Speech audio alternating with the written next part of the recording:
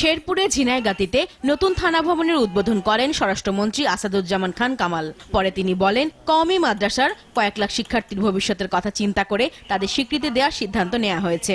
তারা যেন দিনের কথার সঙ্গে সঙ্গে দিনের কাজের সঙ্গে সঙ্গে নিজের পায়ে দাঁড়াতে পারেন, সেই জন্যই কওমি মাদ্রাসাগুলি স্বীকৃতির প্রয়োজন ছিল এবং সেই স্বীকৃতি দেওয়া হয়েছে। এদিকে জঙ্গি দমনে সরকার কোনো ছাড় দেবে না বলে জানালেন তথ্যমন্ত্রী হাসানুল হক ইনু। গণযোগাযোগ অধিদপ্তরে অ্যাক্সেস টু ইনফরমেশন A2I প্রোগ্রামের আওতায় তথ্য কর্মকর্তাদের জন্য হিউম্যান ডেভেলপমেন্ট মিডিয়া কর্মশালার উদ্বোধন শেষে একথা বলেন তিনি। মাননীয় প্রধানমন্ত্রী সংবিধানের প্রতি অনুগত থেকে বাংলাদেশকে পরিবর্তনের ধারায় উনি নিয়ে যাচ্ছেন।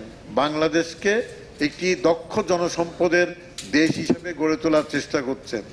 তার জন্য যে শান্তি দরকার, সেই শান্তি নিশ্চিত করার জন্য উনি শূন্য সহিষ্ণু নীতি গ্রহণ করেছেন জঙ্গি সন্ত্রাস দমনের ক্ষেত্রে।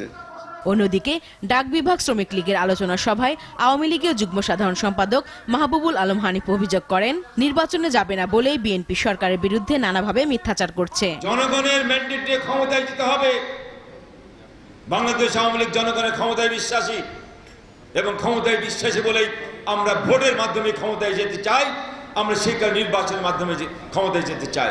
আমরা সবসময় চাই যে সকল দলের অংশগ্রহণমূলক নির্বাচন আমরা চাই।